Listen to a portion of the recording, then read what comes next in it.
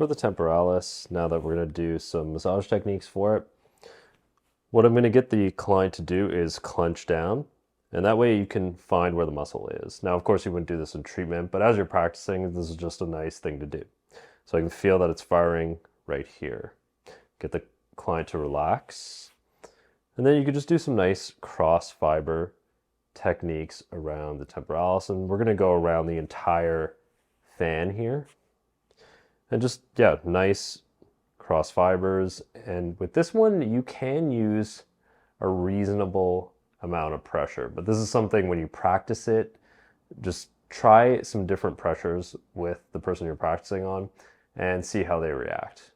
And you might want to practice on 2 to 3 people just to see what that's like. So just nice cross fiber motions is a really good way to treat the temporalis. Now you can communicate with the client here and say, hey, do you feel any kind of tight spots? Did you have any referral pain? So let's assume right around here, there was some referral pain. So on this side, you can use this hand to kind of stabilize the head.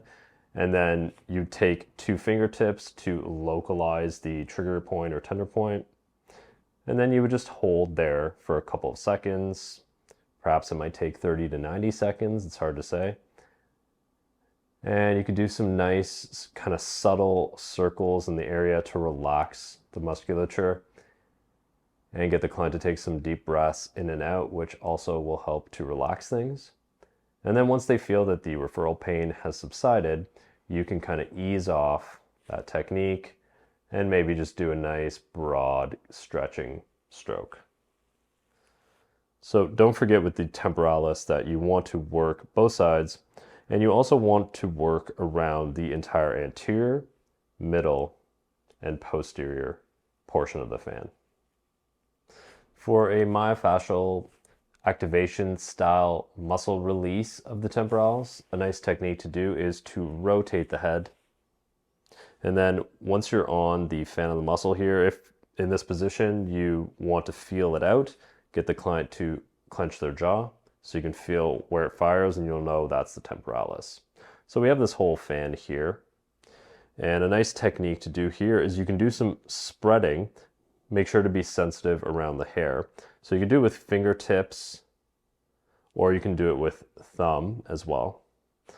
But basically as the client is opening and closing their jaw, so I'll get you to open slowly, you can use your thumb to just work along the muscle and work along the fan of the muscle. So I'll get you to close. And then once again, open. And as they open, you could use your thumb. You could also use fingertips. Make sure to be sensitive around the hair. Some people are going to have more sensitive hair, more brittle hair than others. So communicate with them and see if they're comfortable with the technique. So once again, I'll get you to slowly open your jaw. And then I'm just moving downward and then close. And you can almost follow the motion with your hands as they're doing this. And just make sure that they're not forcing anything as they're opening and closing their jaw. And you're going along the entire fan of the muscle.